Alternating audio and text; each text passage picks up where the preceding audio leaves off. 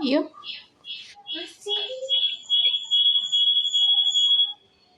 Dibawa ke sana.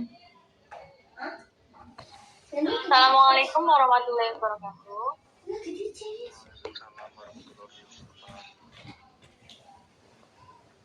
Perkenalan, kami dari yang seperti Bakudi 2101 1000145, Ayu Supriyanti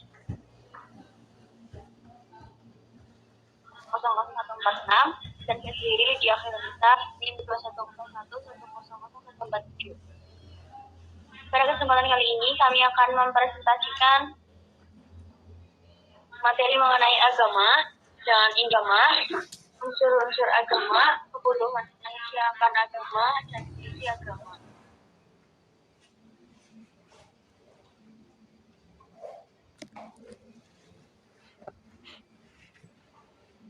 Yang pertama, pengertian agama.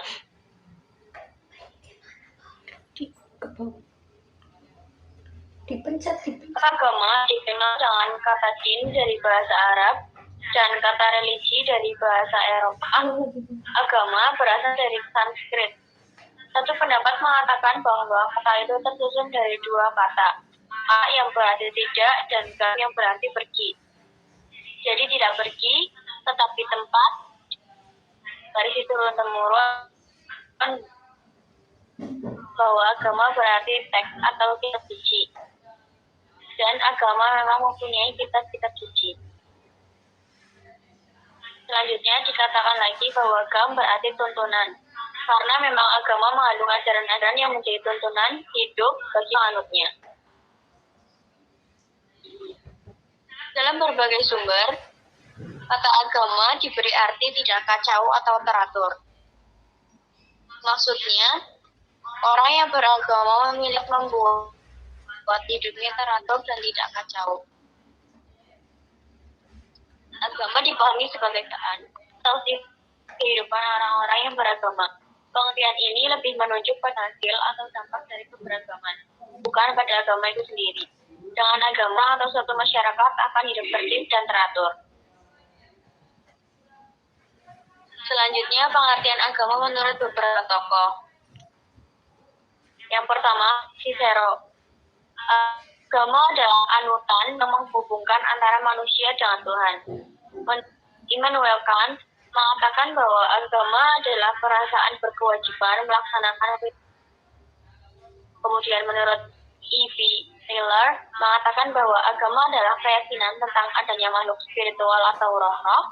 Dan Cliff Brown menyatakan definisi agama sebagai kajian sosiologi agama ialah ekspresi suatu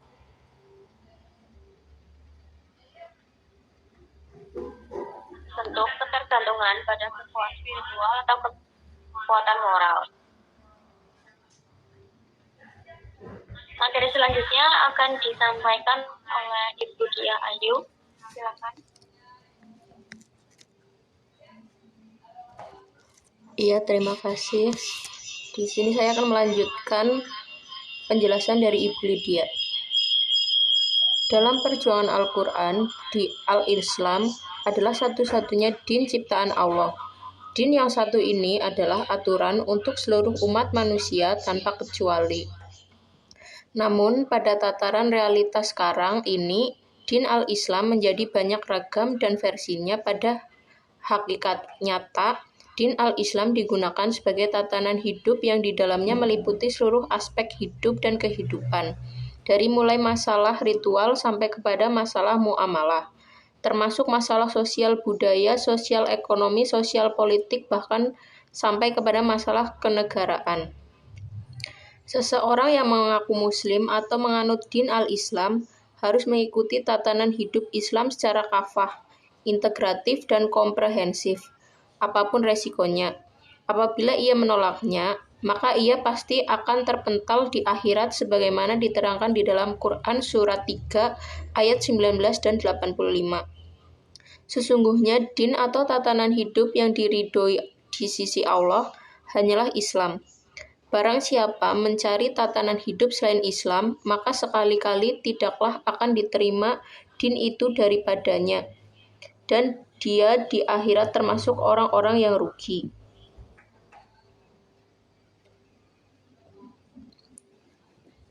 Unsur-unsur pokok agama.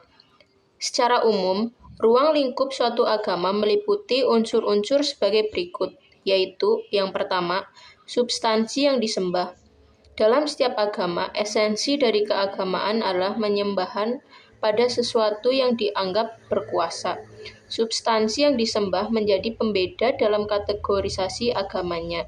Ada yang memusyrikan Allah dan ada yang mentauhidkan Allah. Yang kedua, kitab suci. Kitab suci merupakan salah satu ciri khas dari agama. Bila suatu agama tidak memiliki kitab suci, maka sulit untuk dikatakan sebagai suatu agama. Adapun kitab suci agama yang ada di dunia ini dikelompokkan menjadi kitab agama samawi dan kitab agama tabi'i. Agama samawi seperti agama Yahudi berkitabkan Taurat, agama Nasrani berkitabkan Injil, dan agama Islam berkitabkan Al-Quran.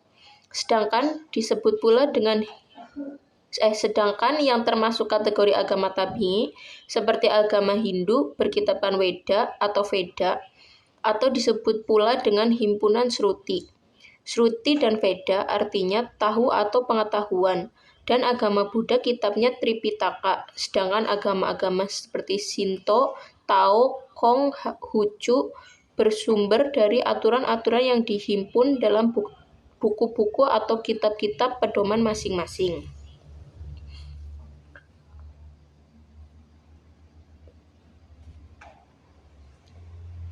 Yang ketiga, pembawa ajaran.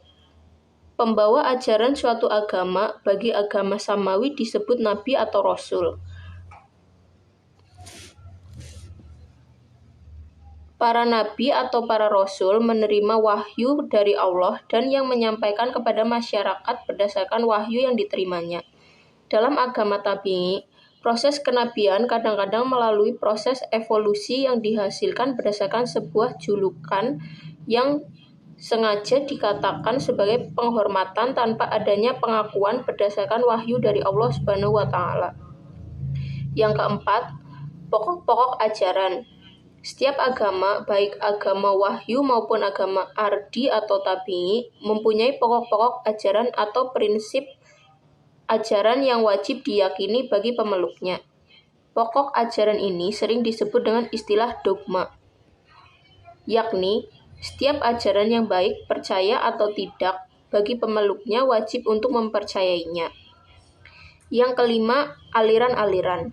Setiap agama yang ada di dunia ini, baik agama samawi ataupun agama tabi'i, memiliki aliran-aliran yang berkembang pada agama masing-masing yang diakibatkan karena adanya perbedaan pandangan. Perbedaan pandangan baik perorangan maupun secara kelompok mengakibatkan timbulnya suatu aliran yang masing-masing kelompok memperkuat pendapat paham kelompoknya. Perkembangan ajaran Islam tidak terlepas dari adanya aliran atau paham-paham. Walaupun tidak sampai pada perubahannya hal-hal pokok dalam ajaran Islam, perbedaan merupakan rahmat, sedangkan dalam agama selain Islam, perkembangan aliran sering menjadikan agama tersebut berubah pada masalah-masalah pokok, seperti berubahnya paham ketuhanan dalam agama tauhid menjadi agama yang musyrik atau syirik kepada Allah.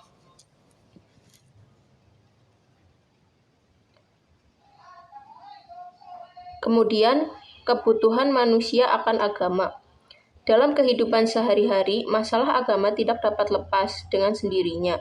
Norma agama selalu mengikuti perkembangan kehidupan manusia, baik dalam kehidupan secara individu maupun dalam kehidupan sosialnya. Maka barulah manusia di dalam pergaulannya mempunyai kehendak untuk mempertahankan nilai-nilai agamanya, sehingga nilai agama itu benar-benar dapat meresap dalam hati sanubarinya masing-masing dan di dalam pergaulan betul-betul menyadari akan perlunya adanya kesadaran terhadap agama baik secara pribadi, berdiri sendiri maupun secara kelompok.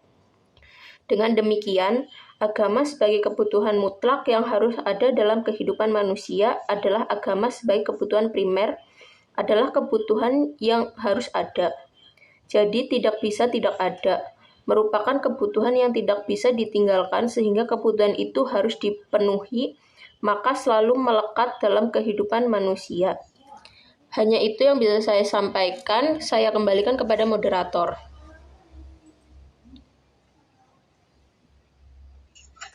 Ya, terima kasih atas materi yang telah disampaikan.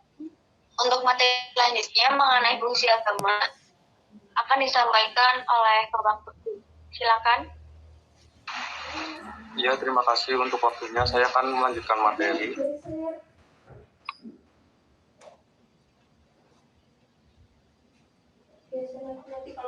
Fungsi agama secara universal. Fungsi agama secara universal antara lain yang pertama, agama memberi kedamaian mental atau mental peace. Manusia berkumpul untuk tetap hidup di tengah-tengah ketidakpastian, ketidakamanan, dan bahaya-bahaya. Agama memberi perlindungan yang benar bagi manusia, maka manusia memperoleh kedamaian mental dan dukungan emosional. Yang kedua, agama menanamkan kebijakan-kebijakan sosial. Agama mengajarkan kebijakan-kebijakan sosial yang utama, misalnya kebenaran, kejujuran, sikap, menjauhi kekerasan, pelayanan, cinta kasih, disiplin, dan sebagainya. Untuk yang ketiga, agama meningkatkan solidaritas sosial. Durkheim berpendapat bahwa agama memperkuat solidaritas sosial. Hal itu benar karena agama mempunyai kepercayaan yang sama, sentimen yang sama, ibadah yang sama, berpartisipasi dalam ritual bersama, dan seterusnya, merupakan faktor-faktor perekat yang penting untuk memperkuat kesatuan dan solidaritas.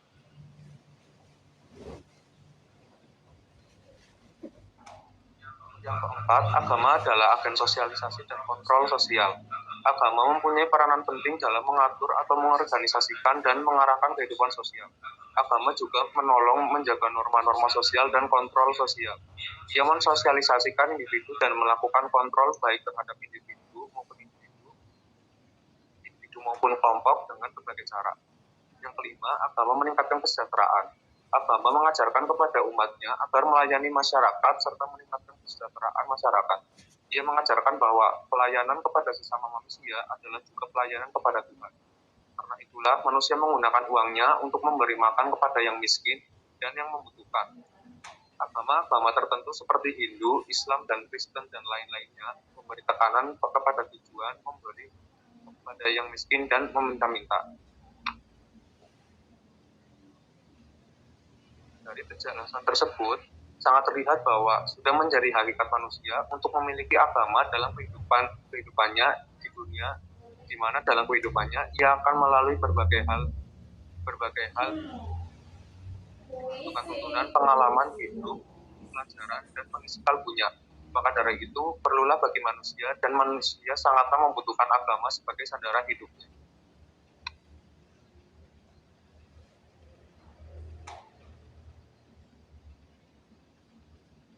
Yang terakhir, saya akan membacakan bacaan surat Al-Kafirun dan juga artinya. A'udzubillahi minasyaitonirrajim. Bismillahirrahmanirrahim.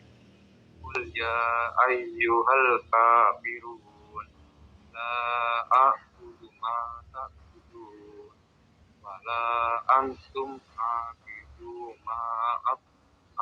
ma'abud wa la ana a'budu ma'abattum wala antum abidu ma'abud lakum dinukum waliyadi. Yang artinya, katakanlah Muhammad, wahai orang-orang kafir, aku tidak akan menyembah apa yang kamu sembah, dan kamu bukan penyembah apa yang aku sembah, dan aku tidak pernah menjadi penyembah apa yang kamu sembah, dan kamu tidak pernah pula menjadi penyembah apa yang aku sembah. Untukmu agamamu dan untukku agamaku. Sekian, saya kembalikan ke moderator.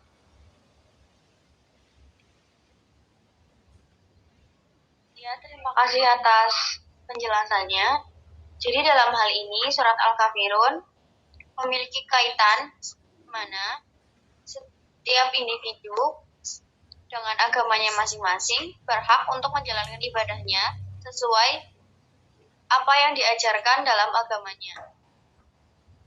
Jadi kita tetap berada pada masing-masing kepercayaan, di mana tidak perlu mencampuri urusan agama lain dan tetap berfokus pada apa yang perlu dan apa yang menjadi kewajiban kita sebagai umat muslim. Karena dijelaskan di dalam surat Al-Kafirun di mana ayat terakhir mengatakan untukmu agamamu dan untukku agamaku. Mungkin cukup sekian yang dapat kami sampaikan. Mohon maaf apabila terdapat banyak kesalahan. Wassalamualaikum warahmatullahi wabarakatuh. Waalaikumsalam Waalaikumsalam warahmatullahi warahmatullahi wabarakatuh.